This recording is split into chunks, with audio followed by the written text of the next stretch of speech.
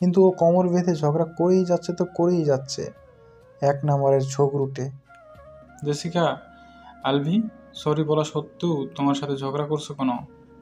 তোমরা কি এখনো ছোট আছো? আর তাছাড়া এটা হসপিটাল। সরি ভাইয়া। মাথা নিচু করে বলল জয়ী। এতক্ষণ জয়ী ও আলভি ঝগড়া করছিল। হসপিটালে আসার সময় জয়ী গাড়ি না নিয়ে রিকশায় করে এসেছে। রিকশার চালকটির নজর খারাপ ছিল, খুব বাজেভাবে জয়ের শরীর স্ক্যান করছিল। তা দেখে জয়ের মন মেজাজ খারাপ হয়ে যায়, আর সে রিকশা চালকের প্রতি ক্ষোভগুলো আলভির উপর উগরে দেয়। আলভি ও মেহমাদ একসাথে এসেছিল। পথে মেহমাদের একটি কলাশা এসে পিছিয়ে পড়েছিল।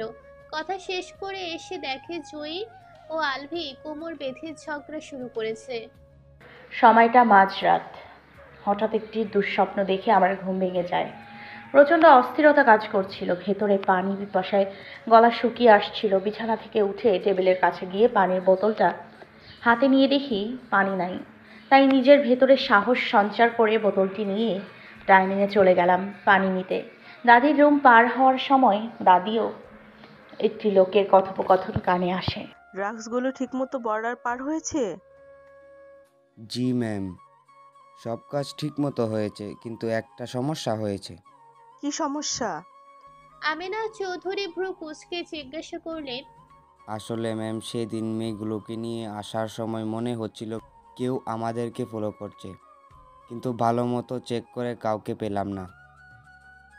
আবার অস্ত্রগুলো বর্ডার পার করার সময় একজনকে দেখতে পেয়েছিলাম, কিন্তু তখন বুঝতে পারিনি সে কে। আমাদের প্রতিটা কাজে কেউ একজন নিখুঁতভাবে আমাদেরকে ফলো করেছে। সম্ভবত আমাদের বিরুদ্ধে প্রমাণ খুঁজছে সে, কিন্তু আমরা তাকে ধরতে পারছি না। বুঝতে পারছি না কি করব। রাহাত, একটা প্রবাদ শুনেছ? পিপিলিকার পাখা গজায় মরিবার তরে। মরার জন্য পিপিলিকার পাখা গজিয়েছে। তোমরা তোমাদের মতো কাজ চালিয়ে যাও। এই দিকটা আমি দেখে নিচ্ছি কার বিষদাঁত গজিয়েছে। যত্ন সহকারে সেই বিষদাঁত আমি ভেঙে দিব। লোকটার কিছু না বলে বেলকুনি দিয়ে নিচে নেমে গেল। আমি তখনও দাদির ঘরের সামনে দাঁড়িয়ে সকল কথা শুনেছি। ভয়ে তখন শরীর কাঁপছিল। এমনিতেই এক দুঃস্বপ্ন, তার উপর এমন কথা, সব মিলিয়ে প্রচন্ড রকম আতঙ্কিত ছিলাম। তাই তাড়াহুড়ো করে ওখান থেকে সরে ডাইনিং থেকে পানি নিয়ে রুমে গিয়ে দরজা বন্ধ করে শুয়ে বড় বড় নিঃশ্বাস নিতে লাগলাম। আমি তখন ভাবতে পারছিলাম না আমার দাদি এরকম একজন মানুষ। চিন্তা ভাবনার মধ্যেই কখন ঘুমিয়ে পড়েছি বুঝতে পারিনি। সকালে যখন ঘুম ভাঙলো তখন দেখি দাদি আমার মাথার কাছে বসে মাথায় হাত বুলিয়ে আদুরে স্বরে ডাকছে। দাদিকে দেখে চোখে মুখে ভীষণ ঘৃণা কাজ করতে লাগলো। তবুও নিজেকে দমিয়ে রাখলাম, তা না হলে হিতে বিপরীত হতে পারত। তাছাড়া বাড়িতে শুধু আমি ও দাদিই রয়েছি। মেঘ, দাদু ভাই, ঘুম থেকে উঠে পড়ো, 10টা বাজে। নাস্তা করতে হবে তো। আমি কিছু না বলে বিছানা থেকে উঠে ওয়াশরুমে চলে গেলাম। আমার এরূপ ব্যবহার দেখে দিদার বোধ হয় কিছুটা সন্দেহ হলো, কেননা আমি প্রতিদিন ঘুম থেকে উঠে দিদার কোলে মাথা রেখে কিছুক্ষণ শুয়ে থাকি, তারপর উঠে ফ্রেশ হই। দিদার প্রতি আজ প্রচুর ঘৃণা কাজ করছিল, তাই তাকে কিছু না বলে সোজাসুজি ওয়াশরুমে চলে গেছি। ওয়াশরুম থেকে বের হলে দিদা আমাকে জিজ্ঞেস করে, মেঘ সোনামণিটা, আমার কিছু কি হয়েছে?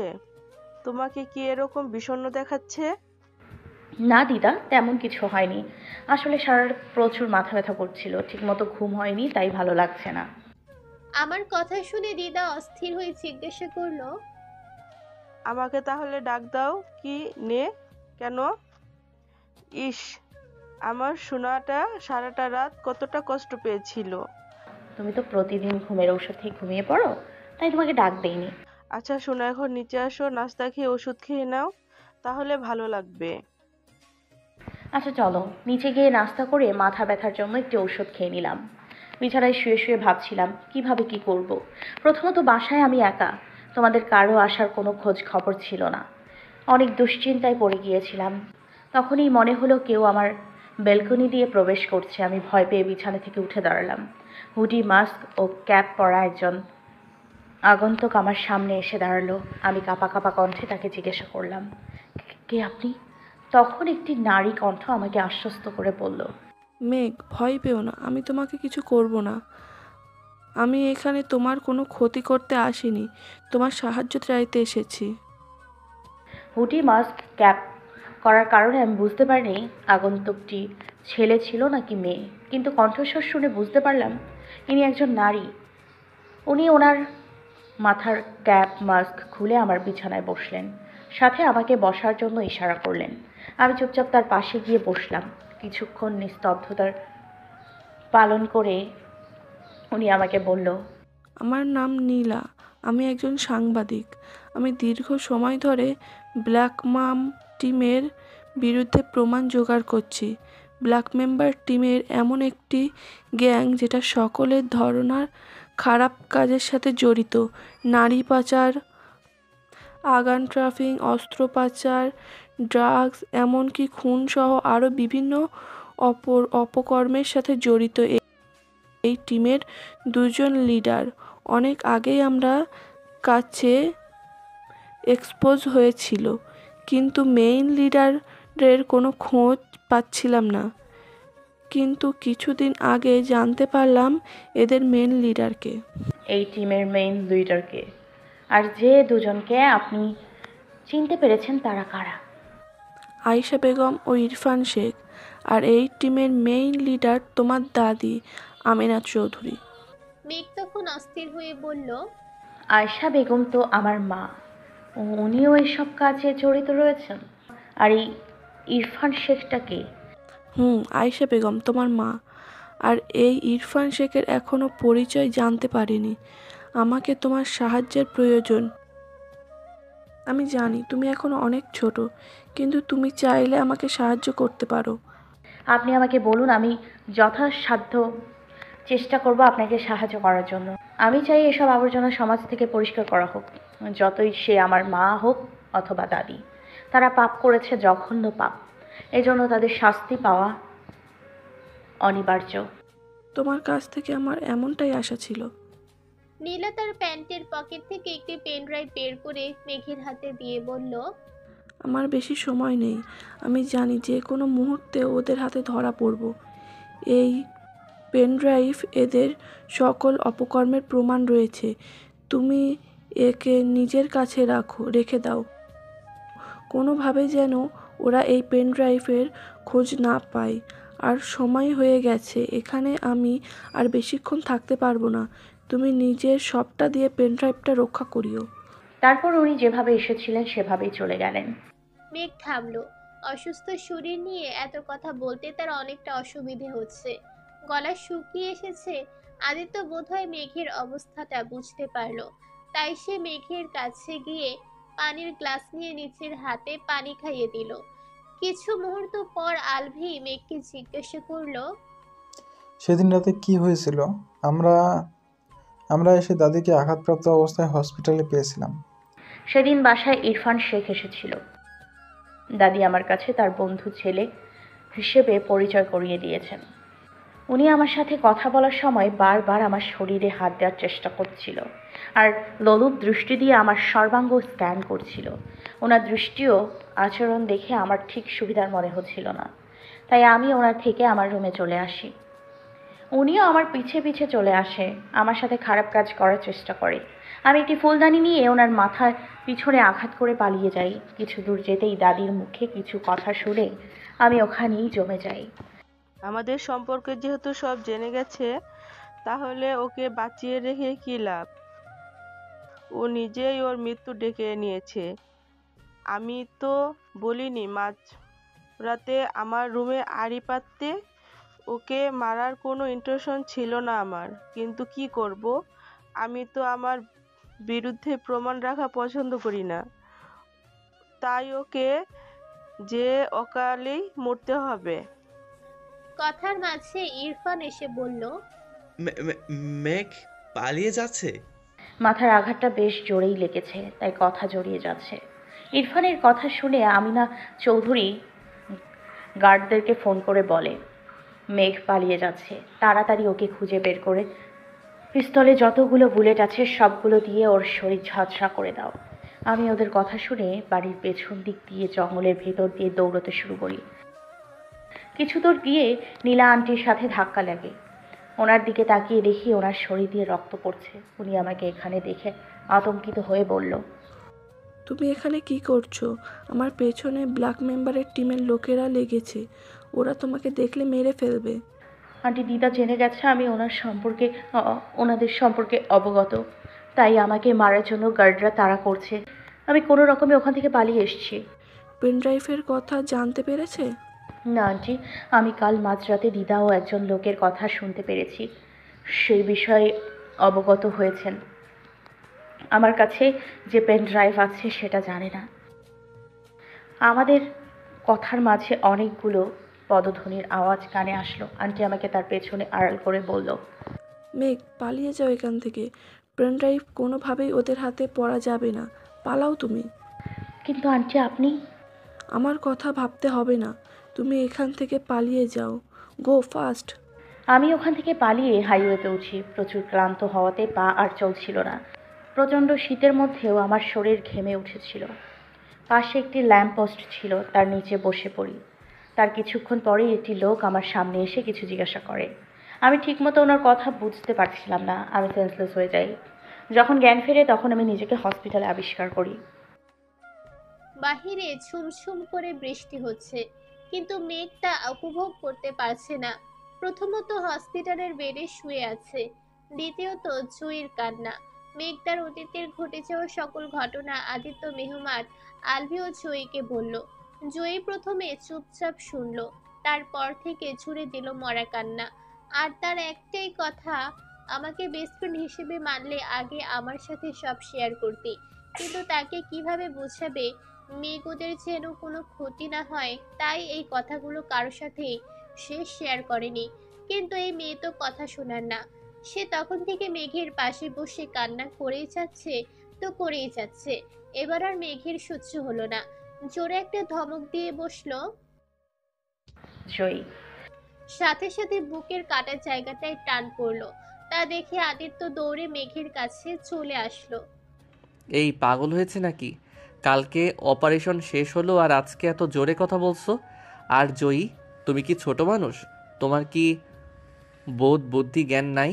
কালকে অপারেশন হয়েছে, শরীরের ঘা এখনও টকটকে তাজা।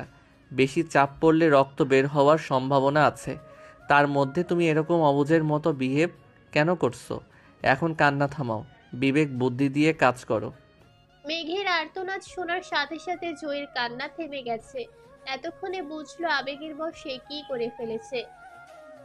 মেঘ তো কখনো নিজের খেয়াল রাখে না, সব সময় অন্যের জন্য নিজেকে বিপদে ফেলে। সেটা তো সে আগে থেকেই জানতো। মেঘ কখনো চাইবে না তার জন্য কেউ বিপদে পড়ুক, এটা তো তার জানা কথা। তবু এত বড় ভুল সে কিভাবে করলো? এখন মনে মনে অনুশোচনায় দগ্ধ হচ্ছে জয়ী। মেঘ সেটা বুঝতে পেরে বলল, হয়েছে, আর মনে মনে অনুশোচনায় ভুগতে হবে না। এখন সবাই চুপচাপ আমাকে বৃষ্টিটা উপভোগ করতে দাও। উঠে তো জানালার কাছে যেতে পারবো না, তাই আপাতত চোখ বন্ধ করে বৃষ্টির আওয়াজটা উপলব্ধি করি। আমি আমার ছেলেকে চাই। এই অ্যানি কস্ট 2 দিনের মধ্যে আমার ছেলেকে যেন আমার সামনে হাজির করা হয়েছে। কতদিন হয়ে গেল আমার ছেলেকে চোখের দেখাও দেখতে পারি না। কেমন আছে, কোথায় আছে, কি খাচ্ছে, কোনো কিছুই জানি না। আমার ছেলেকে যদি আমি না পাই তাহলে তোমাদের পাপের রাজ্য আমি ধ্বংস করে দিব। আয়শা, রিল্যাক্স। কিসের তখন থেকে আমার ছেলে বলছো? ছেলেটা কি শুধু তোমার? আমার কিছু হয় না? আমি যথাসাধ্য চেষ্টা করছি নীলুকে খুঁজে বের করার। একবার শুধু জানতে পারি কে বা কারা আমার ছেলেকে কিডন্যাপ করেছে, তাদেরকে আমি ভয়ঙ্করের চেয়ে ভয়ঙ্কর মৃত্যু দেব। আমার ছেলের গায়ে হাত দেওয়ার সাহস কিভাবে পায় তারা, সেইটাই দেখব। আর আয়শা, তুমি বর্তমানে শান্ত থাকো। 2 দিন পর লিজার এঙ্গেজমেন্ট, সেই দিকে ধ্যান দাও। আর পরের দিন 100 নারী ও শিশুকে অস্ট্রেলিয়ায় পাচার করতে হবে, তার সব ব্যবস্থা করে রাখো। আয়েশা বেগম কিছু না বলে রাগে ফুঁসতে ফুঁসতে ওখান থেকে চলে গেল। ইরফান শেখ তার যাওয়ার দিকে তাকিয়ে ফোন বের করে তার মমকে কল দিল। কিছুক্ষণের মধ্যেই রিসিভ হলো। মম, এখন কি করব? নিলয়কে তো কোনোভাবেই খুঁজে পাওয়া যাচ্ছে না। অস্ত্র ও অর্গানগুলো কোথায় আছে তাও জানি না। ডিলাররা বারবার ফোন করে চাপ দিচ্ছে। ঠিক সময়ে ডিলারদেরকে না দিতে পারলে 100 কোটি টাকা লস হবে আমাদের। ও এত তাড়াতাড়ি কিভাবে এতগুলো অর্গান ম্যানেজ করবে? আচ্ছা, আমি কথা বলে দেখছি। ওপাশ থেকে কল কেটে দিল। একটি নাম্বার ডায়াল করা ইরফান শেখ কল করলো। কিছুক্ষণের মধ্যেই কলটি রিসিভ হলো। যেগুলো অস্ত্র অর্গান পাচার করার কথা ছিল সেগুলো সহ নিলয়কে কেউ কিডন্যাপ করেছে। কি? কবে? 5 দিন আগে নিলয়কে কিডন্যাপ করা হয়েছে। ডিলাররা প্রচুর চাপ দিচ্ছে। দেখো তো কিছু অর্গান ম্যানেজ করে দিতে পারো কিনা। গত 5 দিন ধরে লিয়ানকে পাওয়া যাচ্ছে না, আর আমাকে এখন জানানো হচ্ছে? ওর জ্ঞান কি হাতে মোয়া নাকি চাইলে পাওয়া সম্ভব? তবুও দেখছি আমি ব্যবস্থা করতে পারি কি না। আদি তোকে প্রচুর টেনসড দেখাচ্ছে, কিছু কি হয়েছে? আসলে ভাইয়া, আমার অ্যাসিস্ট্যান্ট লিয়ানকে গত 5 দিন যাবৎ পাওয়া যাচ্ছে না। লিয়ান কে আদি? ভাইয়া, আমি একজন under cover CID officer. Black mamba টিমকে ধরার জন্য মিশনে আছি। লিয়ান হচ্ছে আমার অ্যাসিস্ট্যান্ট। অফিসার রাজকে অনেক দিন যাবৎ খুঁজে পাওয়া যাচ্ছে না। ভার্সিটিতে একটা মার্ডার হয়েছিল, সেই কেসটা উনি হ্যান্ডেল করছিল, কিন্তু পরবর্তীতে তাকে আর পাওয়া যাচ্ছে না। আর লিয়ানও গত 5 দিন যাবৎ গায়েব। লিয়ান ও রাজ আমার কাছে বন্দি। মেহমান আদিত্য ও আলভি হসপিটালের মেঘের কাছে রয়ে গেছে। জয়কে তখনই বাসায় পাঠিয়ে দিয়েছে মেঘ। আর বারবার করে ওয়ার্নিং দিয়ে রেখেছে কেউ যেন তার ব্যাপারে না জানতে পারে। চৌধুরী বাড়ি, মির্জা বাড়ি ও খান বাড়ির এখনো কেউ জানে না মেঘ হসপিটালে ভর্তি। তুমি ওদেরকে বন্দি করে রেখেছো কেন? আর ওরা তো পুলিশ অফিসার। জানি আমি, ওরা পুলিশ অফিসার, সাথে লিয়ান হচ্ছে ব্ল্যাক মাম্বা টিমের উত্তরসূরি। ইরফান শেখ ও আয়শা বেগমের প্রথম সন্তান, আর রাজ হচ্ছে ব্ল্যাক মাম্বা টিমের একজন সদস্য। কি? মা ও ইরফান শেখ স্বামী স্ত্রী? তোর বোধহয় কথা ভুল হচ্ছে বনু। মানসি মা ব্ল্যাক মাম্বা টিমের একজন লিডার, তাই বলে নিজের স্বামী সন্তান থাকা সত্ত্বেও আরেকজনকে বিয়ে করবে? আমার কোনো ভুল হচ্ছে না ভাইয়া। এখন অনেক কিছুই রয়ে গেছে যা তোমাদের অজানা, কিন্তু চিন্তা করো না। হ্যাঁ, আমাকে সুস্থ হতে দাও, তারপর তোমাদের সাথে সকলেই সব কিছু জেনে যাবে। সকল প্রমাণ এখন আমার কাছে আছে। 2 দিন পর বিশাল বড় ধামাকা অপেক্ষা করছে সবার জন্য। কিন্তু লিয়ানকে কিডন্যাপ করার কারণটা কি সেটা তো বলবে। একসাথে সব জানতে পারবেন। আপাতত ধৈর্য ধরে থাকুন। আর ভাইয়া, তুমি বাসায় ফোন করে বলো যে তুমি বিডিতে ব্যাক করছো। 2 দিন পর তোমার লিটল সিস্টার লিজার এঙ্গেজমেন্ট। আর ডক্টরের সাথে কথা বলে আমার ডিসচার্জের ব্যবস্থা করো। পাগল হয়েছিস? বনু ডক্টর বলেছে তোকে আরো 2 দিন থাকতে হবে এখানে। যেহেতু 2 দিন থাকতে বলেছে, তোকে 2 দিন থাকা লাগবে। তার আগে কোনো ডিসচার্জ নাই। আর যদি কোনো কাজ থাকে আমাদেরকে বল, আমরা করে দিব। আমার এখনো একটা কাজ বাকি আছে, তোমরা অবশ্যই করতে পারবা তো? তুমি যদি বলে দেখো মেঘা, আমরা অবশ্যই করতে পারবো। ওকে, বুঝতে পেরেছো সবাই? যে মহারানী, আমরা সময় মতো আপনার কাজটি করে দিব। দেখতে দেখতে চলে গেল 2 দিন। আজকে সন্ধ্যের পর রিকো লিজার পারিবারিকভাবে এঙ্গেজমেন্ট। সকাল থেকে সবাই ব্যস্ত যার যার কাজে। মির্জা বাড়ি ও খান বাড়ির সকল চৌধুরী বাড়িতে উপস্থিত। গতকাল আহনাব ও মেহরিমা রাজশাহী থেকে এসেছে। কাশফিও তার শ্বশুর বাড়ি থেকে চলে এসেছে। মেঘের কথা মতো আলভি ও চলে এসেছে এবং সকলকে বলেছে সারপ্রাইজ দেওয়ার জন্য। কাউকে কোনো কিছু জানায়নি সে। আজ সকালে মেঘের ডিসচার্জ দিয়েছে। মেঘ আপাতত তার ফ্ল্যাটে বসে কিছু প্ল্যান সাজাচ্ছে।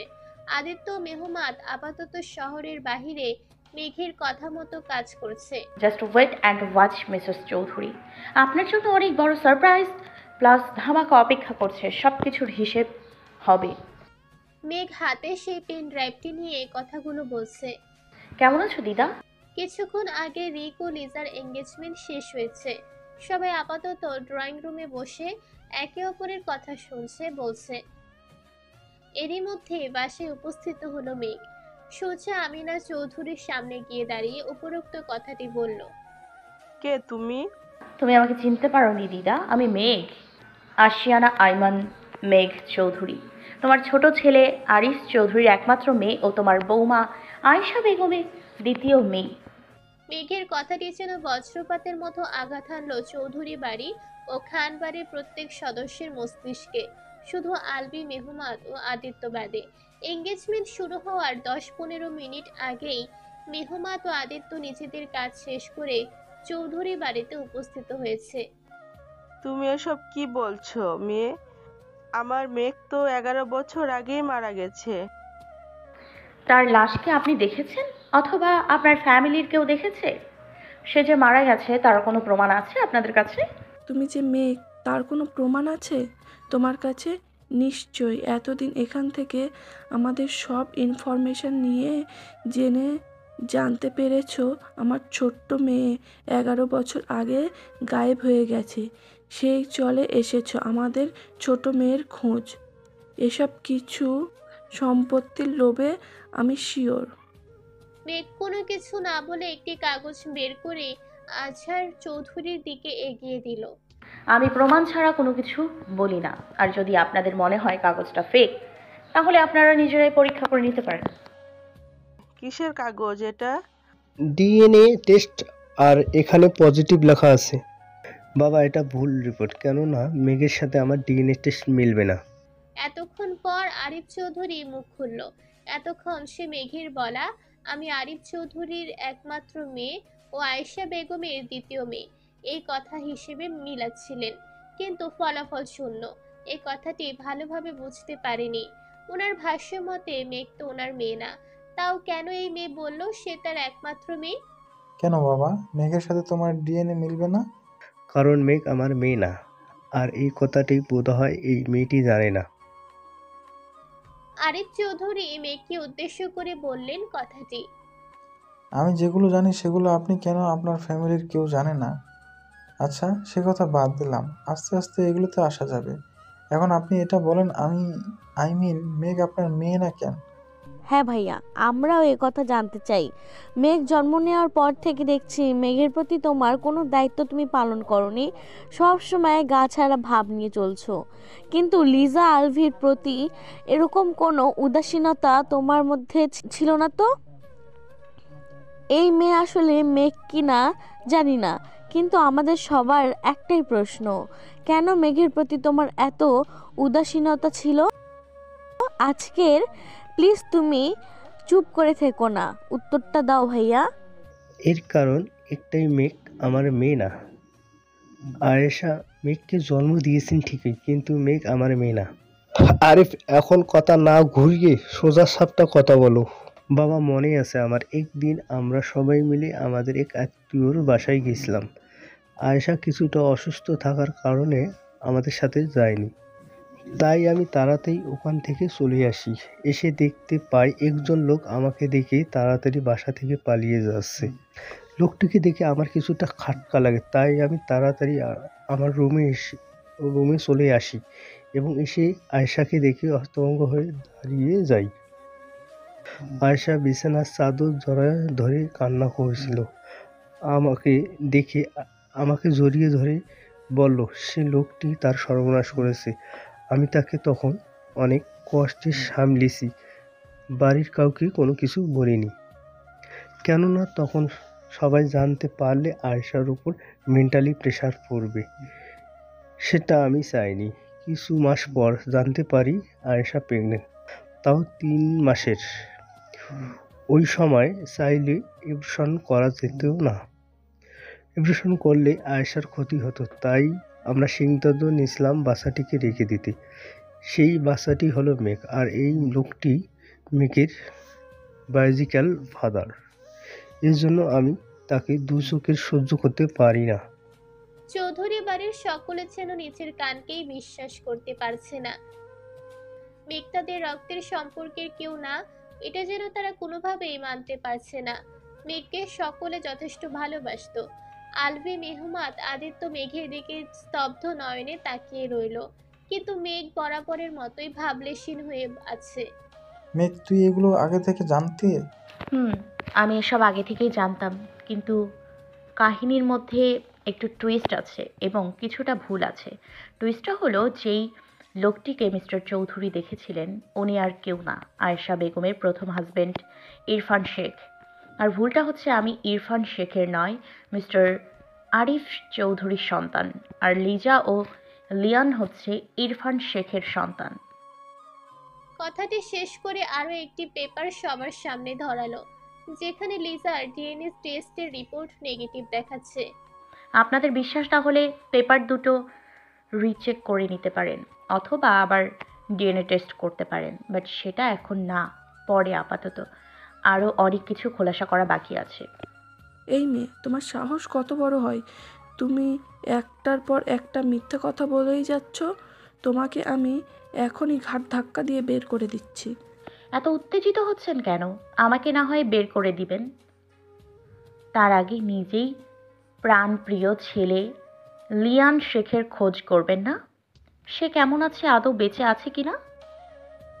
লিয়ানের কথা শুনে আয়েশা চৌধুরী ভেতরে ভেতরে কিছুটা চিন্তিত হলো, কিন্তু উপরে তা দেখাতে চাইল না। তা না হলে সকল কিছু এলোমেলো হয়ে যাবে, তাদের এত কষ্টের পাপের রাজ্য মুহূর্তেই ধ্বংস হয়ে যাবে। মেঘ বোধ হয় আয়েশা চৌধুরীর মনের কথা বুঝতে পারলো, এরা ভাঙবে তবুও মচকাতে চাইবে না। তাই নিজের ফোন বের করে একটি ভিডিও অন করলো, যেখানে লিয়ানকে দেখা যাচ্ছে একটি চেয়ারের সাথে বেঁধে রেখে বেধড়ক পেটাচ্ছে একজন লোক, যা দেখে মুহূর্তেই আয়েশার অন্তরাত্মা কেঁপে উঠল। দৌড়ে এসে মেঘের কাছে দাঁড়িয়ে হাত জোর করে বলতে লাগলো, দয়া করে আমার ছেলেকে ছেড়ে দাও, ওকে কিছু করো না, যা করার আমাকে করো। আমার ছেলেকে ছেড়ে দাও, না হলে সে মরে যাবে। তুমি যা করেছো করতে বলবে আমি তাই করব, তবু আমার ছেলেকে ছেড়ে দাও তুমি। আপাতত শুধু সত্যি কথা বললেই হবে, তারপর ভেবে দেখব আপনার ছেলেকে কি করা যায়। আমি সব সত্যি কথা বলবো, তবু আমার ছেলেকে কিছু করো না তুমি। তো বলা শুরু করুন। আমিও ইরফান ভার্সিটি লাইফে একসঙ্গে একে অপরকে ভালোবেসে ফেলি, তাই আমার তখন বিয়ে করি। আমাদের বিয়ের ব্যাপারটা ইরফানের মা ছাড়া আর কেউ জানতো না। বিয়ের কয়েক মাস পর আমার পেটে লিয়ান আসে। লিয়ানের জন্মের 4 মাস পর ইরফানের মা আমাকে একটি কাজে করতে বলে, তা না হলে লিয়ানকে আমার থেকে অনেক দূরে সরিয়ে দিবে। আমি লিয়ানকে যথেষ্ট ভালোবাসতাম, আমি কখনোই চাইতাম না আমার ছেলে আমার কাছ থেকে দূরে সরে যাক, তাই আমি তাকে কথায় রাজি হয়েছিলাম। তিনি আমাকে আরিফ চৌধুরীর বিয়ে করতে বলেছিলেন। প্রথমে নাকচ করে দেই, কেননা আমি ইরফানকে খুব ভালোবাসতাম, কিন্তু পরে ইরফান আমাকে অনেক বুঝিয়ে রাজি করে। তারপর থেকে আমি আরিফ চৌধুরীর সাথে সংসার করি। আমাদের সংসারের 1 বছর পর আলভি জন্ম নেয়। আলভির আরিফের সন্তান, আর লিজা ইরফানের সন্তান। আমি মাঝে মাঝে বাসায় যাওয়ার কথা বলে ইরফানের কাছে চলে যেতাম লিয়ানের জন্য।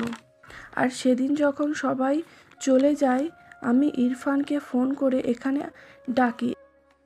এখানে আসার কিছুক্ষণের মধ্যে ওরা একটা কল আসে, ওকে তাড়াতাড়ি গোডাউনে যেতে হবে। তাই সে চলে যাওয়ার সময় আরিফের সাথে দেখা হয়। আরিফ রুমে প্রবেশ করতে ইরফান আমায় কল করে বলে, তাই আমি তখন ওসব নাটক সাজাই। আর মেঘ আরিফের সন্তান। আমি তো সব সত্যি কথা বলে দিয়েছি, এখন প্লিজ আমার ছেলেকে ছেড়ে দাও। সব বলে দিয়েছেন সেটা ঠিক আছে, কিন্তু মাঝখান দিয়ে দুটো জিনিস স্কিপ করে গেছেন। প্রথমত, ইরফান শেখের মা কে? দ্বিতীয়ত, আপনাকে কি কাজের জন্য চৌধুরী বাড়িতে পাঠানো হয়েছে? এই পর্যায়ে আয়েশা বেগম ও আমিনা চৌধুরী ঘাবড়ে গেল। আমিনা চৌধুরী প্রথমে কিছুটা সন্দেহ করেছিল, যদি এই মেয়েটা সত্যি মেঘ হয়ে থাকে তাহলে তার ব্যাপারে সকল কিছুই সে জানে। এখন তার সন্দেহের তীরটা সঠিক জায়গায় গিয়ে লেগেছে। ভেতরে ভেতরে সে প্রচন্ড ভয় পাচ্ছে, শরীর দিয়ে ঘাম বেরিয়ে যাচ্ছে। তা দেখে মেঘ তাকে বলল, আরে দিদা, তুমি এত ঘাবড়িয়ে যাচ্ছ কেন? আমি তো শুধু ইরফান শেখের মা কে সেটা জানতে চেয়েছি, নাকি এখানেও কোনো ঘাপলা আছে? আরিফ চৌধুরী যখন থেকে আয়েশা বেগমের মুখের দিকে নিঃসৃত বাক্যগুলো শুনছিল, তখনই তার ভেতরে ক্ষোভ দিয়ে পরিপূর্ণ হয়ে গেছিল। এখন আয়েশা বেগমের অসম্পূর্ণ কথা তাকে আরো রাগান্বিত করে দিল। উনি তেড়ে আয়েশা বেগমের গালে সচ্ছরে থাপ্পড় মারলেন এবং বললেন, তুই কেন এরকম করলি? কি দোষ করেছিলাম আমরা? আমি তো তোকে সত্যি ভালোবেসেছিলাম। আমার পরিবার তোকে আপন করে নিয়েছিল, তবু কেন এত বড় ধোঁকা দিলি আমাদেরকে? কেন বল, কেন? কথাগুলো বলতে বলতে আরো 2-3টা থাপ্পড় মেরে দিল তাকে। আলভি ও মেহমাত এসে আরিফ চৌধুরীকে সরিয়ে নিলেন। বাকি কথাগুলো আমি বলছি আপনাদেরকে। তার আগে একটা কথা জানিয়ে রাখি, ইরফান শেখের মা হচ্ছে আমিনা চৌধুরী। আগে বলে রাখছি, কেউ কোনো কথা বলবেন না। আমি সম্পূর্ণটা শেষ করব, তারপর যার যেটা বলার অথবা করার করতে পারেন। আমিনা চৌধুরী এবং তার বয়ফ্রেন্ড ইশাক শেখ একে অপরকে ভালোবাসত। ইশাক শেখ অবৈধ ব্যবসার পাহাড় গড়ে তুলেছিলেন এবং তার সঙ্গ দিয়েছেন আমিনা চৌধুরী। কালোবাজারি, হিউম্যান ট্রাফিকিং, অর্গান ট্রাফিকিং, অস্ত্র পাচার, ড্রাগস সহ সকল অপকর্মের সাথে জড়িত ছিল তারা। তাদের গ্যাংয়ের নাম ব্ল্যাক মাম্বা, যেটা সকলে শুনেছেন। আস্তে আস্তে তারা তাদের টিমটাকে অনেক বড় করে তুলেছেন। আমিনা চৌধুরী তার বাবাকে জানিয়েছিলেন তিনি ইশাক শেখকে ভালোবাসেন। তার বাবা যখন ইশাক শেখের ব্যাপারে খোঁজ খবর নিল, তখন সে জানতে পারল ইশাক শেখ অবৈধ ব্যবসায় জড়িত। অথচ তখন তিনি এটা জানতেন না তার সন্তানও এসব ব্যবসার সাথে জড়িত। এসব জানার পর তিনি আজহার চৌধুরীর সাথে আমিনা চৌধুরীকে জোর করে বিয়ে দিলেন। কিন্তু ততদিনে আমিনা চৌধুরীর পেটে ইশাক চৌধুরীর সন্তান বেড়ে উঠতে লাগলো, যেটা চৌধুরী বাড়ির কেউ না জানলেও আমিনা চৌধুরী পরিবারের সকলে জানত। তাই 1 বছরের জন্য আমিনা চৌধুরীকে বাইরের দেশে পাঠিয়ে দিলেন কোনো এক উছিলায়। আর সেখানে গিয়েই ইরফান শেখের জন্ম। ইরফান শেখের জন্মের 18 বছর পর ইশাক শেখ পুলিশের গুলিতে মারা যায়। তারপর থেকে ইশাক শেখের সকল ব্যবসার দায়িত্ব আমিনা চৌধুরী ও ইরফান শেখের কাঁধে আসে। ভার্সিটিতে পড়াকালীন ইরফান শেখের সাথে আয়েশা বেগমের সম্পর্ক হয়। প্রথম আয়েশা বেগমকে এসবের সাথে জড়াতে চাচ্ছিলেন না ইশাক শেখ, কিন্তু পরবর্তীতে আমিনা চৌধুরী সম্পত্তির লোভে আয়েশা বেগমকে এসবের সাথে জড়িত করেন। আয়েশা বেগমের এখানে আসার মূল উদ্দেশ্য ছিল সম্পত্তি হাতানো। এরপর মেঘের সাথে অতীতে কি ঘটনা ঘটেছিল সেগুলো সবাইকে অবগত করলো সে। কিছুক্ষণের মধ্যেই কিছু পুলিশ চলে আসলো চৌধুরী বাড়িতে।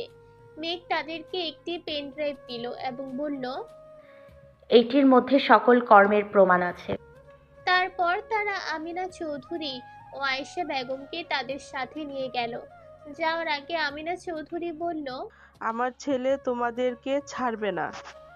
তখন মেঘ বলল, আপনার ছেলে ও নাতি সবার আগে জেলে বসে আপনাদের জন্য অপেক্ষা করছে।